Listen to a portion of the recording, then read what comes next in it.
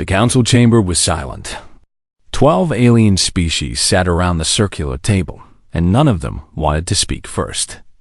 Above them, a hologram showed a planet covered in red and black clouds. Varathis Prime. The Death World Ambassador Yuri Choi stood near the human delegation seat. He was a tall man with gray hair and tired eyes. He had been in enough of these meetings to know what silence meant. It meant bad news. 3 weeks, said the Crothian representative. His voice sounded like grinding stones. Our team has been stranded for 3 weeks. By now, they are surely dead. We must try, said another alien, this one covered in blue scales. 7 researchers are down there. 7 lives. 7 lives against how many rescuers? The Crothian slammed his massive fist on the table. We sent 12 soldiers. The best warriors in my fleet. Only 2 returned, and both died from their wounds. That planet kills everything. Yuri watched the hologram rotate. He had read the reports. Varathis Prime had gravity twice as strong as Earth. The air was poison. The plants released spores that could melt through armor. The animals were worse. In 50 years, the Galactic Union had tried to land on that world 14 times. 14 failures, if I may speak. The voice came from behind Yuri. He turned and saw her walking forward. Captain Hana Lee. She was shorter than Yuri, with black hair tied back tight. She wore a simple flight suit, nothing fancy. On her shoulder sat a small animal with black and white fur. Captain Lee, Yuri said quietly. This is not the time. It is exactly the time, Hana said. She walked to the center of the room. The aliens stared at her. Humans were still new to the Galactic Union. Only 50 years since first contact. Most species here were thousands of years old. I volunteer for the rescue mission, Hana said, thought the room exploded with noise. Aliens spoke in 20 different languages, their translators turning it into chaos. The Crothian laughed, a sound like falling rocks. You? He said. Human, we sent our best warriors. They died. What makes you think you can succeed? I did not say I would succeed, Hana replied. Her voice was calm. I said I volunteer. Those researchers trusted the Galactic Union to bring them home. Someone has to try. The council leader raised one of his 6 arms. He was an arthropod, covered in gray shell, with eyes that saw in dimensions humans could not imagine. Captain Lee, we appreciate your courage. But you must understand, this planet has killed everyone we have sent. The gravity alone would crush most species. The atmosphere is sulfuric acid mixed with carbon dioxide. The temperature swings from boiling to freezing every 6 hours. And the wildlife. He paused. The wildlife is beyond description. I understand, Hana said. Do you? The council leader leaned forward. 3 expeditions have tried to colonize that world. The first expedition lasted 2 days. The second made it 4 days. The third expedition had the best equipment, the strongest species, and lasted 1 week. On day 8, we found only bones. The small animal on Hana's shoulder made a sound. It looked like a badger with a flat head and small eyes. It yawned, showing sharp teeth, and seemed completely bored with the entire conversation. What is that creature? Asked the blue-scaled alien. This is Bomi, Hana said. She is a honey badger from Earth. You brought a pet to a council meeting? Bomi is not a pet, Hana said. She is my partner, and she is coming with me to Varathis Prime. The Crothian laughed again. You will take that tiny animal to a death world? Human, that creature would not last 5 minutes. Hana looked at the Crothian. Her face showed no emotion. The Bomi species has survived cobra bites, attacks from lions, and falls from cliffs. They fight animals 10 times their size. They do not know fear because fear is not useful to them. On Earth, we have a saying about honey badgers. What saying?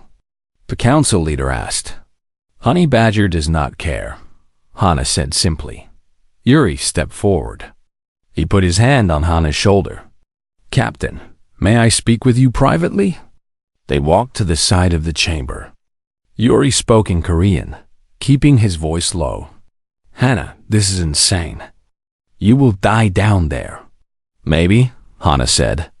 But those researchers have families waiting for them. Someone has to try. Why you? Why not wait for a better plan? Because there is no better plan, Hana said. You have sat in these meetings for 3 weeks. Every day they talk, and every day those people get closer to death. I am done waiting. If you die, it will make humans look weak. Foolish. We are still proving ourselves to the galaxy.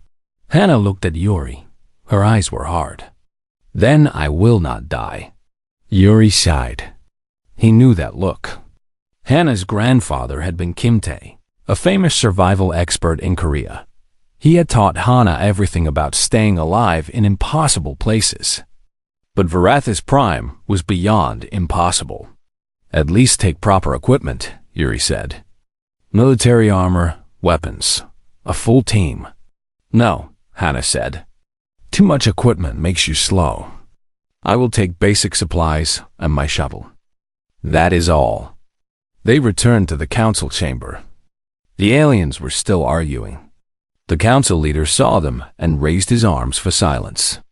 Captain Lee, the council has discussed your offer. We will permit your attempt, but understand this clearly. We expect you to die. This is not a prediction. It is a statistical certainty. Nothing survives on Varathis Prime. Nothing. Understood, Hana said. You may take whatever equipment you need from our supply stations. Military weapons, defensive shields, anything. I only need my shuttle and basic supplies, Hana said. The Crothian laughed.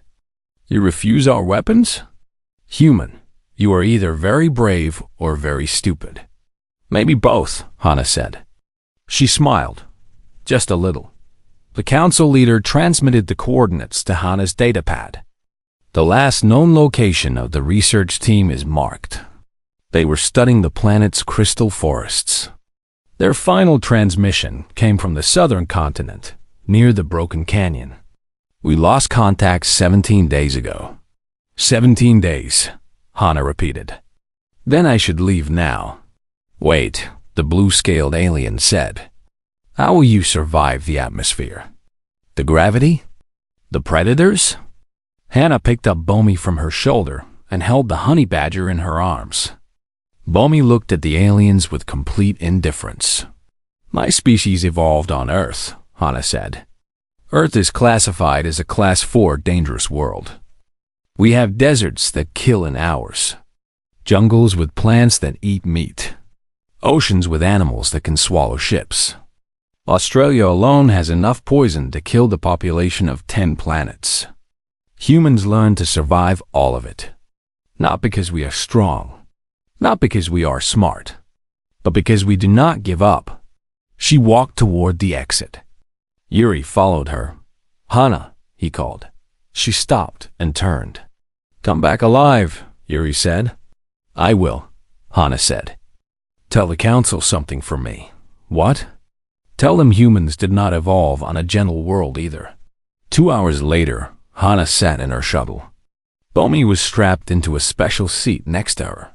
The shuttle was small, built for one person, with reinforced hull and basic weapons. Nothing fancy. Through the window, she could see Varathis Prime getting closer. The planet looked angry. Red and black clouds swirled in patterns that hurt to watch. Lightning flashed constantly.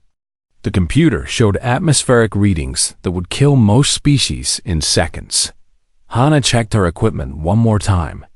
Oxygen recycler, water purifier, basic medical kit, knife, rope, fire starters, translator device. That was all.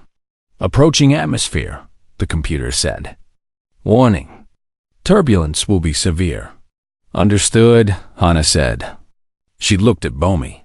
Ready? Bomi made a grunting sound and closed her eyes. She looked like she was taking a nap. The shuttle hit the atmosphere and everything started shaking. Hannah gripped the controls as warning lights flashed. The hull temperature climbed. Outside, the sky turned from black to red to orange. Lightning struck the shuttle twice, but the shields held. Landing zone in 3 minutes, the computer said. Warning. This area has hostile wildlife. Every area has hostile wildlife, Hannah muttered. The shuttle broke through the clouds. Below them, Hannah saw the surface of Arathis Prime for the first time. Crystal forests stretched to the horizon, each tree glowing with internal light. The ground was black rock and red sand. Steam rose from cracks in the earth. In the distance, something large moved through the trees. The shuttle touched down hard. Hannah shut off the engines and sat in silence for a moment. Through the window, she could see the crystal forest. Beautiful and deadly. She opened her communications channel. Captain Hannah Lee to Galactic Union. I have landed safely. Beginning search for the research team. There was a pause. Then Yuri's voice came through, small and distant. Confirmed, Captain. Good luck. Hannah unbuckled her straps. She picked up her pack and put it on. Bomi jumped onto her shoulder and dug her claws into the flight suit to hold on. Here we go, Hannah said. She opened the shuttle door. The air hit her like a wall. Hot and thick and wrong. Her suit's air filter kicked in immediately. She stepped onto the black rock of Arathis Prime. Above her, the sky was red.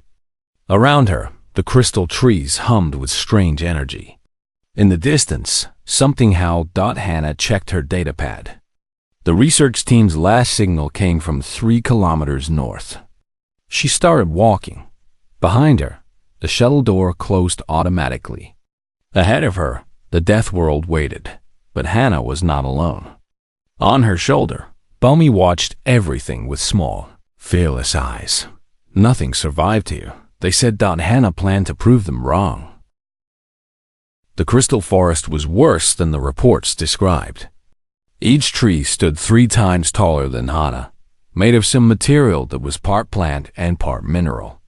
They pulsed with purple light, and every pulse released a cloud of spores into the air. Hannah's suit filter worked hard to keep the spores out. Without it, her lungs would dissolve in minutes. The gravity pulled at her with every step. Walking felt like carrying another person on her back. Her muscles burned. Sweat ran down her face. But she kept moving north, following the coordinates on her datapad. Bom. I had jumped down from her shoulder. The honey badger walked beside Hannah, sniffing everything. The gravity did not seem to bother her at all. She was built low to the ground, her body compact and strong. Every few minutes, she would stop and dig at the black sand, looking for insects or whatever else might be hiding there. Stay close, Hannah said. Her voice sounded strange through the suit speaker. Bomi ignored her. She had found something interesting near one of the crystal trees. Back in orbit, the Galactic Union watched through Hannah's suit camera. In the observation room, Yuri stood with his arms crossed. Around him, aliens from 12 species watched the screens. Some looked curious. Some looked worried. The Crothian looked amused. How long do you think she will last? The Crothian asked. Longer than your warriors, Yuri said quietly. The Crothian's laugh rumbled through the room. We shall see. On the screen, Hannah checked her datapad. 2 kilometers to go. The sun was setting and the temperature was dropping fast. In 1 hour, it would go from 40 degrees to -20. She needed to find shelter. Something moved in the trees ahead. Hannah stopped. She slowly reached for the knife on her belt. Bomi had stopped too. The honey badger stood very still, her nose pointed toward the movement. A creature emerged from between the crystal trees. It looked like a worm, but it was as long as Hannah was tall. Its body was covered in sharp spines that gleamed in the purple light. It had no eyes, but somehow it turned directly toward Hana. "Spine worm," Hana whispered. She recognized it from the reports. These creatures had killed 3 Crothian soldiers. Their spines injected a toxin that paralyzed prey in seconds. In the observation room, several aliens leaned forward. The Crothian smiled. "Now we will see," he said. The spine worm moved fast. It lunged toward Hana, its spines raised. Hana jumped back, but the gravity made her slow. Too slow. The worm would reach her in seconds. Then Bomi moved. The honey badger launched herself at the spine worm with a sound that was half growl, half scream. She hit the worm in its middle section and bit down hard. The worm twisted and turned, trying to shake her off. Its spine stabbed at Bomi, but the honey badger's thick skin and dense fur protected her. She held on and bit harder. Hana pulled out her knife and jumped forward. She stabbed the worm near what she hoped was its head. Black blood sprayed out. The worm thrashed more violently. Bomi still did not let go. After 30 seconds, the worm stopped moving. It fell to the ground, dead. Bomi released her bite and stepped back. She shook herself, then started sniffing the dead worm with interest. She looked like she wanted to eat it. "No," Hana said firmly. She pulled Bomi away from the corpse. "We do not know if it is poisonous." In the observation room, there was complete silence. The Crothian smile had disappeared. "That animal just killed a spine worm," the blue-scaled alien said. Her voice was quiet with shock. "Impossible," the Crothian said. "Spine worms are apex predators." "Not on Earth," Yuri said. He felt a small surge of pride. Hana continued walking north. She wiped the black blood off her knife and put it away. Bomi trotted beside her, completely unconcerned about what had just happened. To the honey badger, it was just another day. The temperature continued to drop. Hana's breath made clouds in the air, even inside her suit. She needed shelter soon, but the crystal forest offered nothing. The trees were too dense to make a proper camp, and the ground was too hard to dig. Then she heard a sound. A voice. Human. Speaking Korean. "Help," the voice said. It was weak and distant. "Please, anyone." Hana ran toward the sound, fighting against the gravity. Bomi ran with her.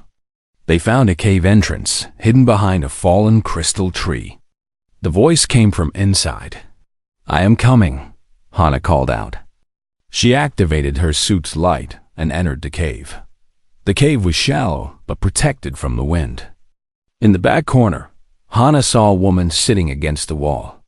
She was thin, her face pale. Her uniform said her name was Dr. Jia Park.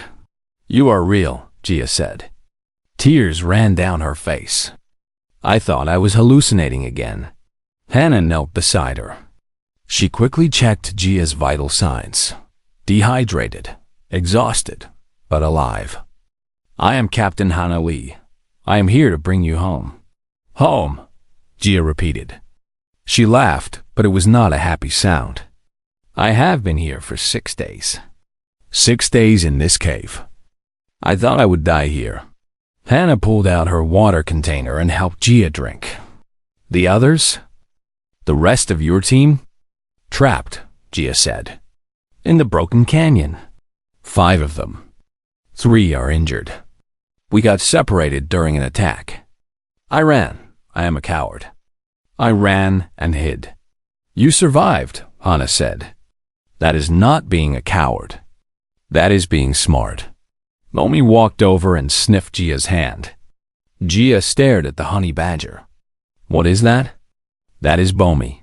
She is a honey badger from Earth." "You brought a pet?" "She is not a pet."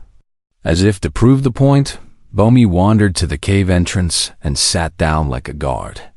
Her small eyes watched the forest, looking for threats. Jia drank more water. Color was returning to her face. "How did you get here? How are you alive?" "I saw what happened to the Crothian soldiers. The spine worms killed them minutes. We met a spine worm, Hana said. Bomi killed it. Gia looked at the small animal at the cave entrance. That killed a spine worm? Yes. How? She bit it until it died, Hana said. She said it like it was the most normal thing in the world. Gia started laughing. She laughed until she cried, and then she just cried. Hana let her. Sometimes people needed to cry to let go of fear. After a few minutes, Gia wiped her eyes. The others. Can we save them? Where are they exactly? Gia pulled out a damaged datapad. It flickered to life, showing a map. Here, the broken canyon. 15 kilometers east. But Captain Lee, there is something you need to know. What? They are trapped by dread mantles. Hana felt cold despite her suit's heating. She knew about dread mantles from the reports. Creatures that could phase through solid matter. Invisible killers. Every expedition that met them had died. How many? Hana asked. At least 6, Gia said. Maybe more. The dread mantles appeared 3 days after we landed. They hunted us through the forest. We tried to fight them, but weapons do not work. They phase out of reality when you shoot them. Then they appear behind you. Dr. Wu tried to fight one. It tore through his armor like paper. Is Dr. Wu alive? He was when I ran. But that was 6 days ago. Captain, those creatures are intelligent. They hunt in packs. They learn. If you go to the canyon, you will die. Hana looked at her datapad. The Galactic Union was listening to everything. She could ask for advice. Ask for backup. Ask for better weapons. But she knew what they would say. Abandon the mission. Save the one you found. Do not risk more lives. We are going to the canyon, Hana said. That is suicide? Gia said. Maybe, Hana said. But we are going anyway. In the observation room, Yuri closed his eyes. He knew Hana would say that. Stubborn, just like her grandfather. The Crothian spoke. The human is brave. I will grant her that. But bravery does not defeat dread mantles. She will die, and her pet will die, and the geologist will die with them. Maybe, Yuri said. But humans have a saying. We do not know how to quit. Night fell over Varathis Prime. The temperature dropped to -30. Hana set up a small thermal shelter in the cave. Gia ate some of Hana's ration packs and drank more water. Slowly, her strength returned. Bomi lay near the cave entrance, her eyes half closed but alert. Every few minutes, something would move in the forest outside. Something hunting. Bomi would open her eyes fully, watch for a moment, then relax again. She does not seem afraid, Gia said, watching the honey badger. Bomi does not understand fear, Hana said. On Earth, honey badgers have been recorded fighting lions. They survive snake bites that would kill most animals in hours. Scientists think they might be immune to most venoms. They eat scorpions for breakfast. Why do they fight so much? Because on Earth, if you show fear, you die. So honey badgers evolved to show no fear at all. They attack instead of run. It is not smart, but it works. Sounds like humans, Gia said quietly. Hana smiled. Yes, sounds like humans. They slept in shifts. Hana took first watch, sitting near Bomi at the cave entrance. She looked out at the crystal forest. The trees glowed brighter at night, pulsing with hypnotic rhythm. Beautiful and deadly, her datapad beeped. A message from the Galactic Union, from Yuri. Hana, the Council wants you to abort. Save Dr. Park and return to orbit. Do not go to the canyon. Hana typed back. Tell the Council I respectfully decline. A pause. Then Yuri's response. I told them you would say that. Be careful. Always, Hana typed. She put the datapad away and looked at Bomi. Tomorrow we meet the dread mantles. Any advice? Bomi yawned, showing her teeth, and went back to sleep. Right, Hana said. Just bite them until they die. Simple plan. I like it. Outside, something howled in the distance. The sound echoed through the crystal forest, lonely and hungry. Dawn came to Varathis Prime like a wound opening in the sky. The black clouds turned red, then orange, then a sickly yellow. The temperature climbed from -30 to 40 degrees in less than an hour. Everything that had frozen in the night began to melt, and steam. Hana woke Gia gently. The geologist was still weak, but much stronger than yesterday. She could walk now, though slowly. How far to the canyon? Hana asked, studying her datapad. 15 kilometers, Gia said. Through the worst part of the forest. The crystal trees are thicker there. More hostile. Then we should move fast. Hana packed their supplies efficiently. She had learned from her grandfather to waste no motion. Every action had a purpose. Bomi was already awake, standing at the cave entrance and staring at the forest like she was offended by its existence. She made a low growling sound. She senses something, Hana said. How do you know? She always makes that sound before danger appears. They left the cave and entered the crystal forest. The trees hummed louder during the day, a sound that made Hana's teeth hurt. The spores were thicker too, falling like toxic snow. Hana's filter worked constantly to keep them out. Gia walked behind her, using a stick for support. She was a geologist, not a soldier, but she kept pace without complaining. Hana respected that. After 2 hours of walking, they reached a clearing. In the center stood a cluster of crystal formations that did not look natural. They had been arranged deliberately, almost like a shrine. Research station, Gia said. We built this 3 weeks ago. It lasted 2 days before the wildlife destroyed it. Hana examined the ruins. The metal had been torn apart like paper. Claw marks covered everything. What did this? Dread mantles, Gia said quietly. This was our first real encounter with them. We lost 2 people here. Bomi sniffed around the ruins, her nose working constantly. Suddenly she froze. Her fur stood up. She made a sound Hana had never heard before, something between a hiss and a growl. What is wrong with her? Gia asked. They are here, Hana said. She pulled out her knife.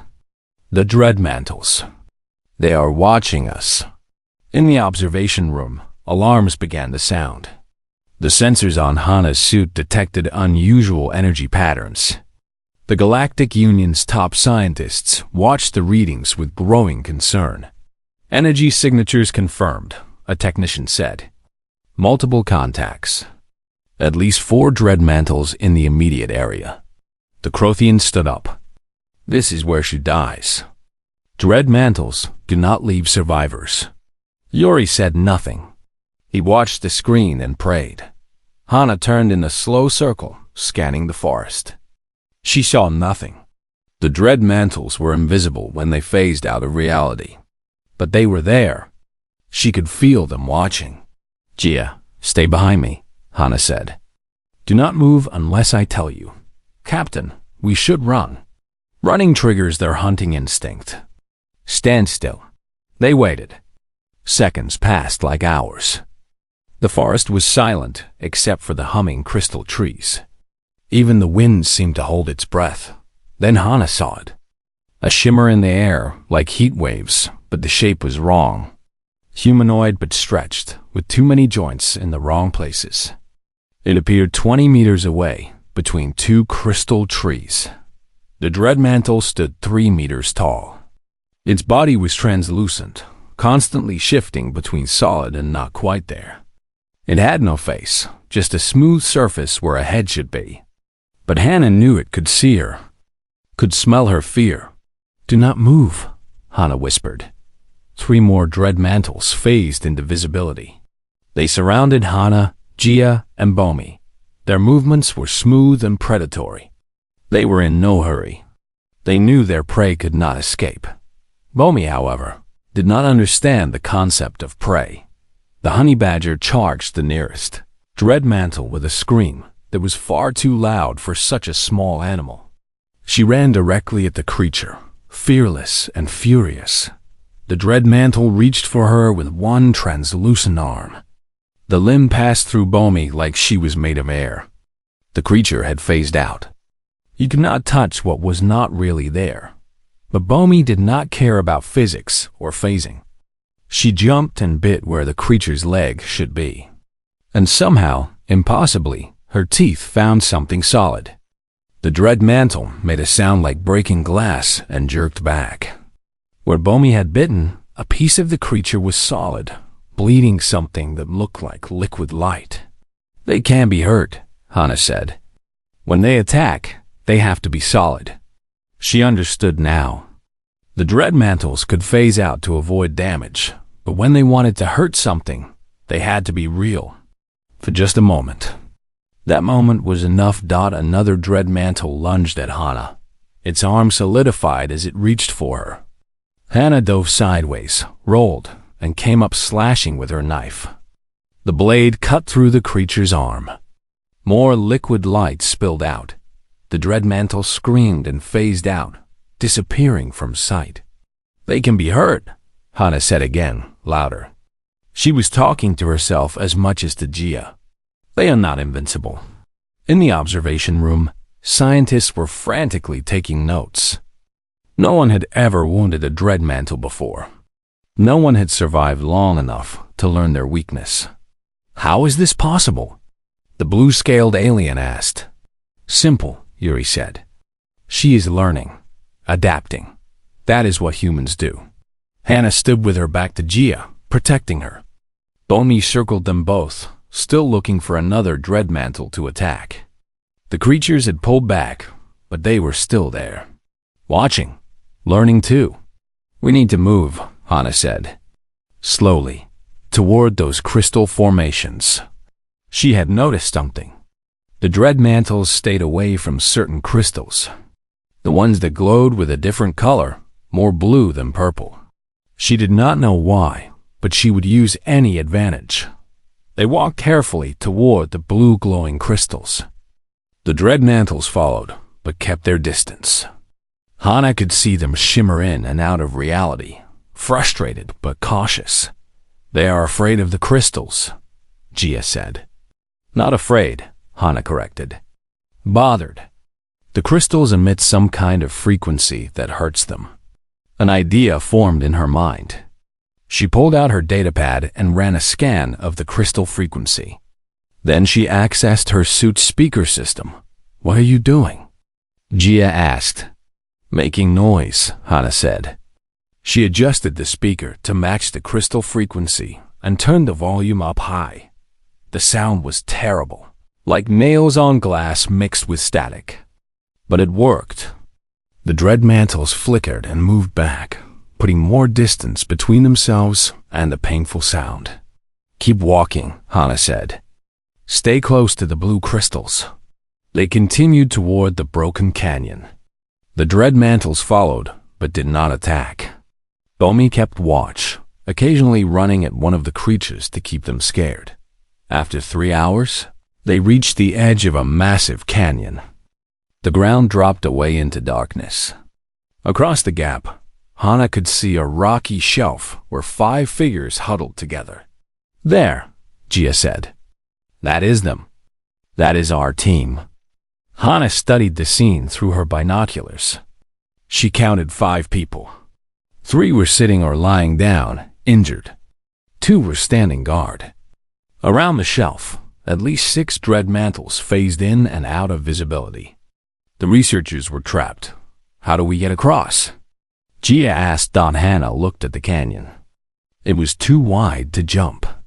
The walls were too steep to climb down and up. Her rope was not long enough.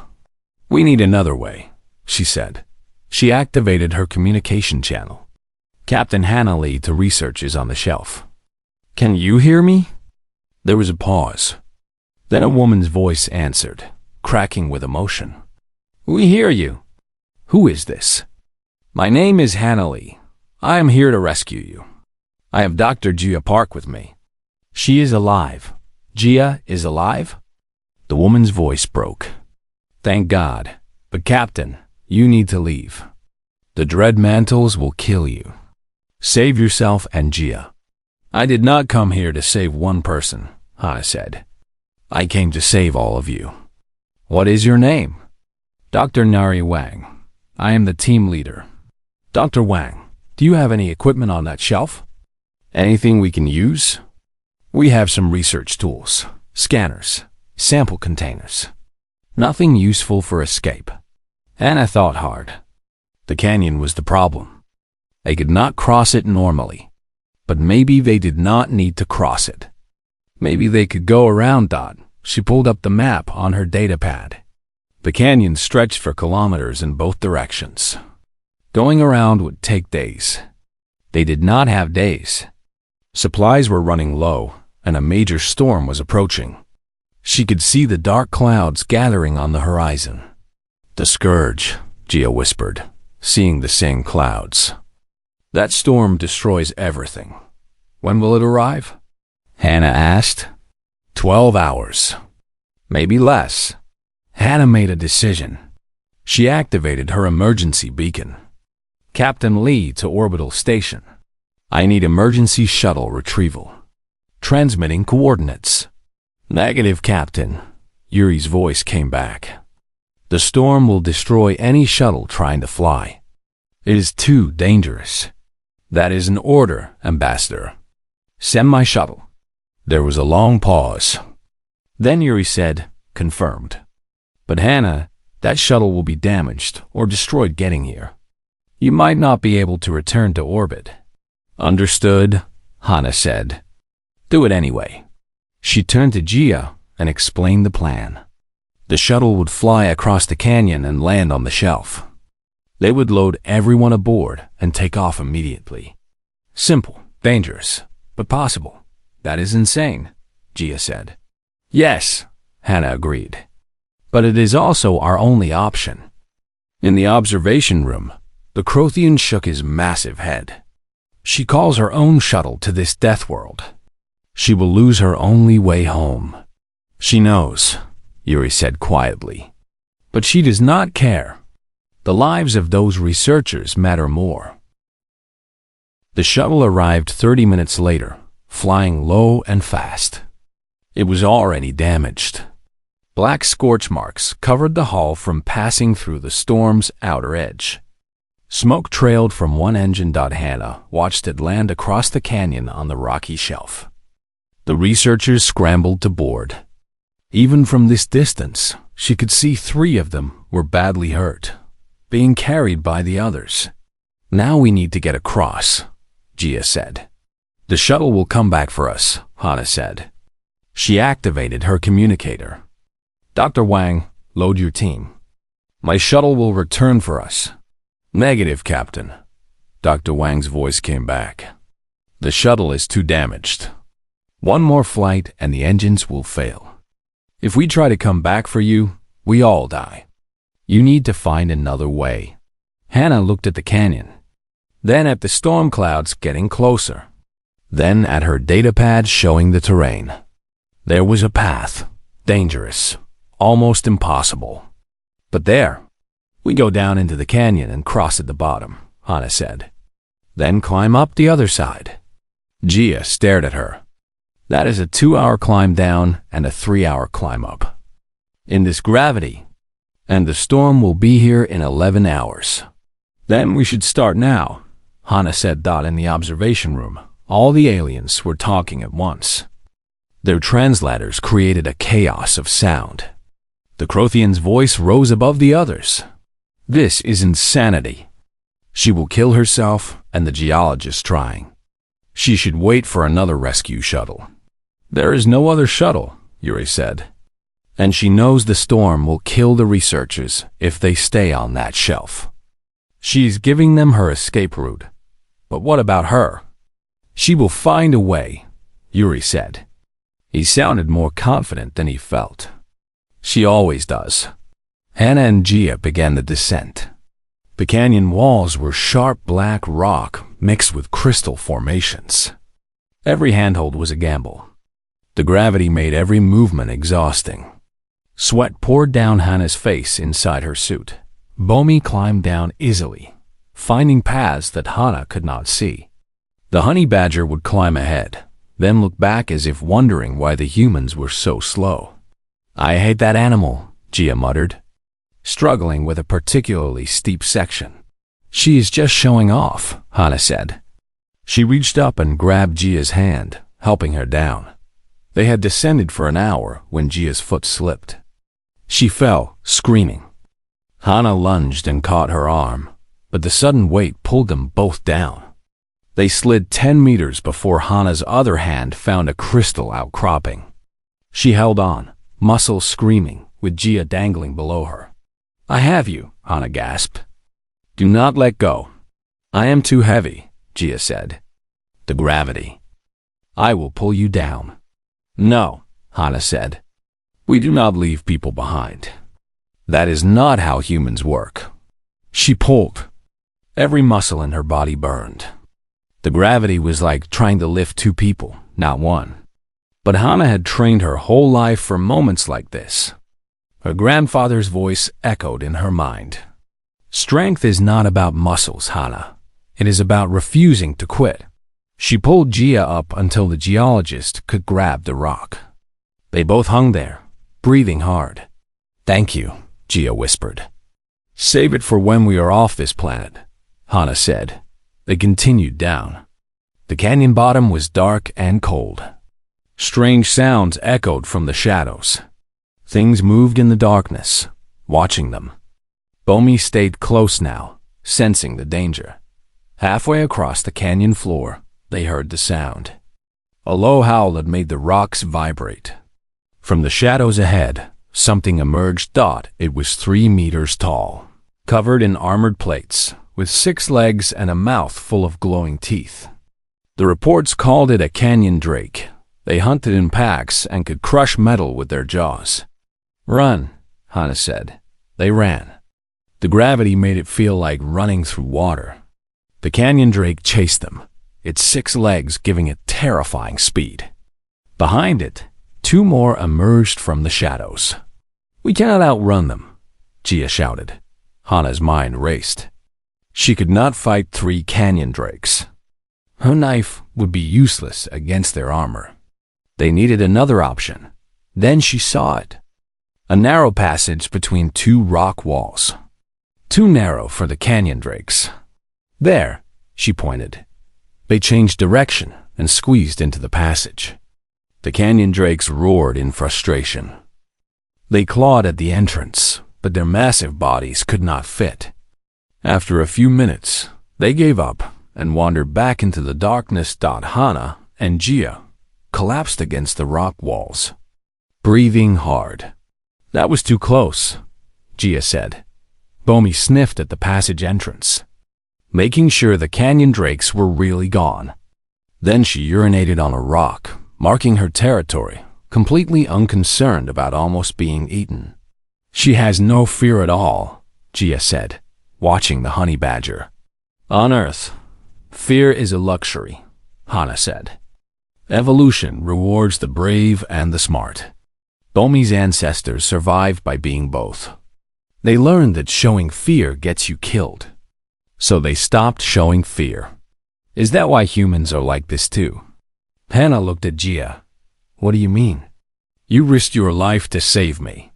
You called your shuttle to save people you have never met. You are climbing down a canyon in twice normal gravity with a storm coming because you refuse to give up.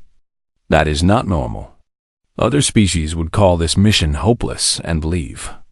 "Maybe," Hannah said. "But humans come from Earth, and Earth does not care if you feel hopeless. It will kill you anyway, unless you fight back. So we learn to always fight back. We learn to help each other because alone we die. Together we survive." They rested for 10 minutes, then continued. The climb up the far wall was even harder than the descent. Every meter gained felt like a victory. Hannah's arms shook with exhaustion. Gia was barely conscious, moving on pure will. Above them, the storm was getting closer. Lightning flashed in the dark clouds. The wind was picking up. After 3 hours, they reached the top of the canyon. Dr. Wang was waiting for them. She was a small woman with kind eyes and hands scarred from years of fieldwork.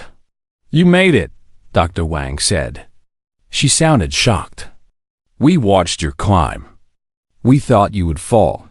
"Falling is not allowed," Hana said. She helped Gia over the edge.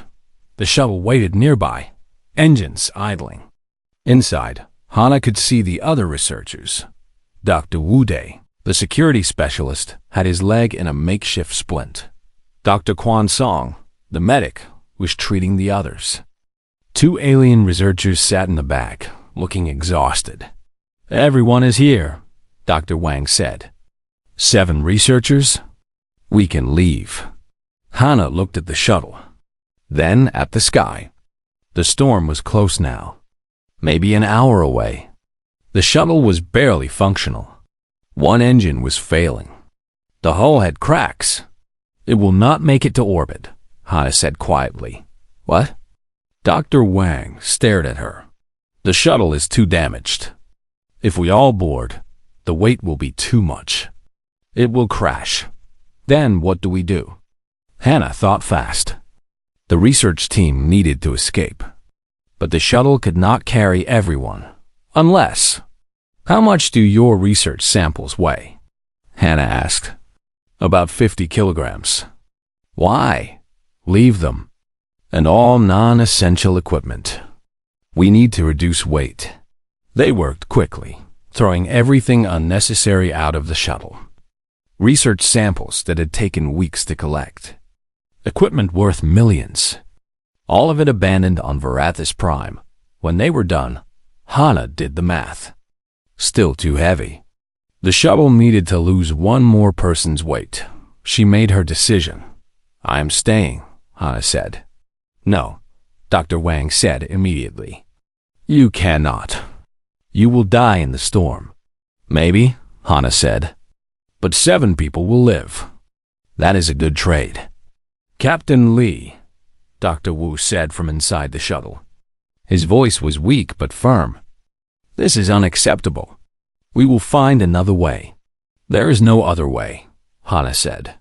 She looked at each of them. "You have families. People waiting for you. My job is to bring you home.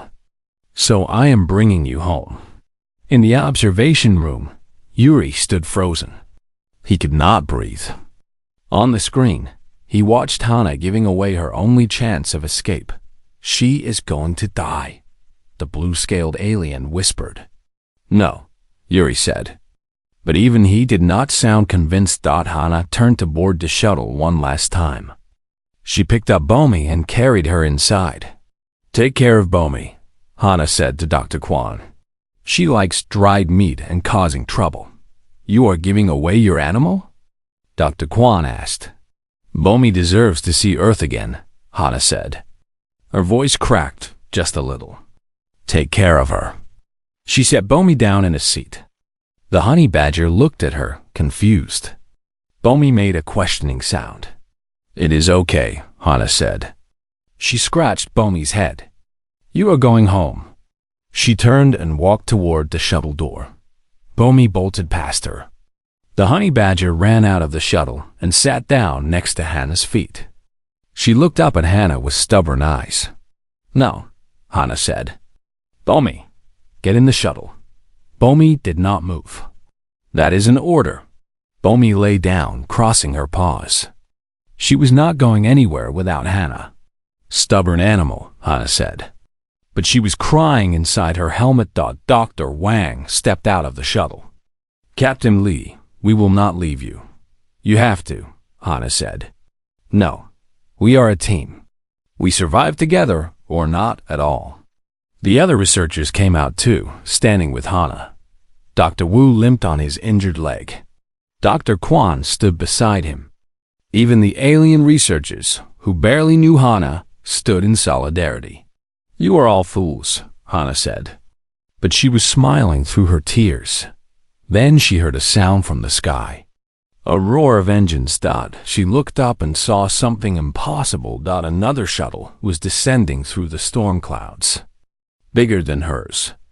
A military transport. It had the markings of the Crothian fleet. The massive shuttle landed next to Hannah's damaged one. The door opened, and a Crothian soldier stepped out. He was twice as tall as Hannah, covered in rocky armor. The Crothian transport broke through the storm and entered the upper atmosphere. Inside, the rescued researchers sat in silence, too exhausted to speak. Dr. Wu's leg was being treated by Crothian medics. Dr. Kwan had fallen asleep sitting up. The two alien researchers held hands, grateful to be alive. Hannah sat near a window, watching Varathus Prime shrink below them. Bomi was curled up in her lap, finally resting. The honey badger's fur was matted with dirt and alien blood, but she was alive. They were all alive. Captain Lee. Hannah turned. The Crothian soldier who had led the rescue stood before her. His rocky face was impossible to read, but his voice held warmth. My name is Thrak. I commanded the unit that first tried to rescue the research team. I lost 10 good soldiers on that planet. I watched them die, and I could do nothing. He paused. When you volunteered for the mission, I thought you were a fool. Human arrogance, I told myself. But I was wrong. You were not wrong to be skeptical, Hannah said quietly. I could have died down there. We all could have. But you did not, Thrak said. You adapted. You learned. You used what you had, not what you wished you had. That is the mark of a true warrior. The Crothian people honor you, Captain Hannah Lee. He placed his massive fist over his chest in salute. Then he returned to his duties. Hannah looked down at Bomi. The honey badger was snoring softly. Did you hear that? Hannah whispered. We are warriors now. Bomi opened one eye, yawned, and went back to sleep. The transport docked with the orbital station 2 hours later. Medical teams were waiting. The researchers were taken for examination and treatment. Hannah insisted she was fine, but the doctors made her submit to a full scan anyway. You have 2 cracked ribs, severe dehydration, and muscle damage from the gravity exposure, the doctor told her. You need rest. Later, Hannah said. She had somewhere to be first. She found Yuri in the observation room. He was alone, staring at the screens showing Varathus Prime. When he heard her enter, he turned. For a moment, he just looked at her. Then he walked over and hugged her. You scared me, Yuri said. I scared myself, Hannah admitted. The council wants to speak with you. They have been waiting. Let them wait a little longer, Hannah said. How is the team? All 7 will recover fully. Dr. Wu will need surgery on his leg, but the doctors say he will walk again. Dr. Wang is already writing reports. Dr. Jia Park asked about you 3 times. And Bomi? The veterinary team examined her. Some scratches and bruises, but otherwise perfect health. They said honey badgers have incredibly tough skin and are resistant to most toxins. One doctor called her the most impressive earth creature they have ever studied. Hannah smiled. Wait until they meet house cats. Yuri laughed. It felt good to laugh after so much tension. The Crothian ambassador wants to meet with you too, Yuri said. His rescue team volunteered against council orders. Apparently. Watching you on those monitors convinced them that humans were worth respecting. All I did was refuse to give up, Hannah said. Sometimes that is enough, Yuri said. The council meeting happened the next day. Hannah stood in the center of the chamber, wearing a clean uniform. Bomi sat on her shoulder, groomed and dignified. The 12 alien species watched them with new eyes. The council leader spoke first. Captain Hannah Lee, you have done what 3 expeditions and multiple rescue attempts could not. You entered Varathus Prime, survived its dangers, and brought back all 7 researchers alive. The Galactic Union owes you a great debt. I was just doing my job, Hana said. No, the Crothian ambassador said. He stood, his massive form dominating the room. You did more than your job. You showed us something we had forgotten. You showed us that will and determination can overcome superior force. We sent our best warriors to Varathis Prime with the finest weapons and armor. They failed. You brought basic supplies and a small earth animal. You succeeded. With respect, Ambassador, Hana said. I had advantages your warriors did not. What advantages? The Crothian sounded genuinely curious. I had 4 billion years of evolution behind me, Hana said. Earth is classified as a Class 4 dangerous world. My species learned to survive in deserts where water is scarce, jungles where everything is poisonous, and ice fields where cold kills in minutes. We learn to adapt to any environment. That is not special. That is just what Earth demanded of us. Dr. Wang stepped forward from the observers section. Her leg was bandaged, but she walked without help. May I speak? The council leader nodded. I have studied xenobiology for 20 years, Dr. Wang said. I thought I understood survival. But on Varathis Prime, I learned something new. Captain Lee did not survive because she was stronger than the environment. She survived because she worked with what the environment gave her. She used the crystal frequencies to repel the dread mantles. She found paths through the canyon drake's territory. She turned every obstacle into an opportunity. And the honey badger? The blue-scaled alien asked. What role did it play? Hana scratched Bomi's head. Bomi reminded me of an important truth. On Earth, the biggest animals are not always the most successful. Honey badgers survive because they are fearless, adaptable, and refuse to accept limits. They attack animals 10 times their size. They eat venomous snakes for breakfast. They have been recorded taking food from lions. They do not win because they are strong. They win because they do not understand the word impossible. Sounds like humans, Yuri said quietly. Yes, Hana said. Sounds exactly like humans. The council leader raised his arms for silence. Captain Lee, the Galactic Union wishes to offer you a position. We need someone with your skills to help with future rescue operations on dangerous worlds. Will you accept? Hana thought about it. She thought about Varathis Prime and the researchers who had waited in fear.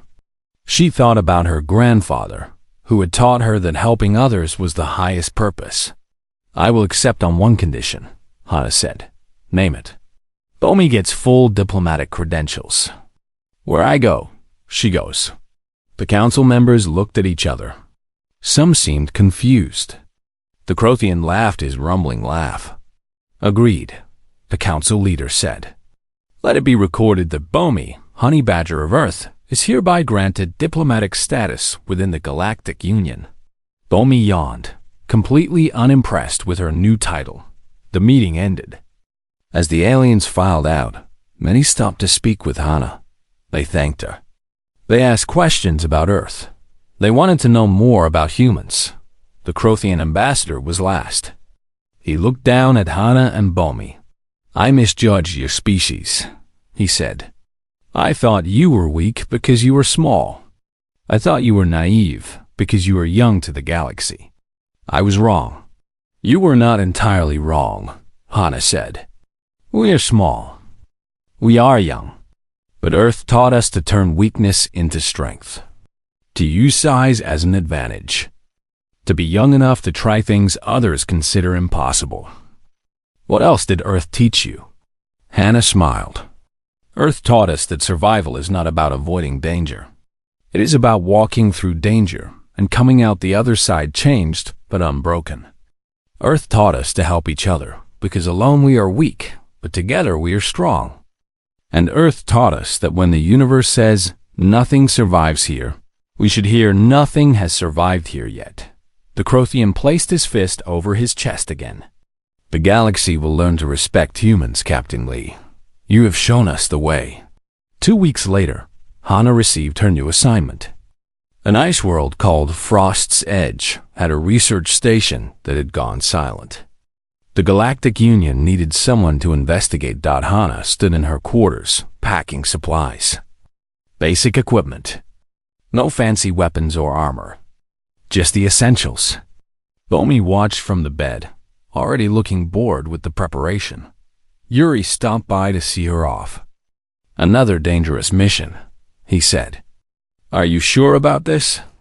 No, Hana said honestly. But someone has to do it. Why does it have to be you? Hana picked up Bomi and held her. Because I come from Earth, and Earth does not raise people who walk away from those who need help.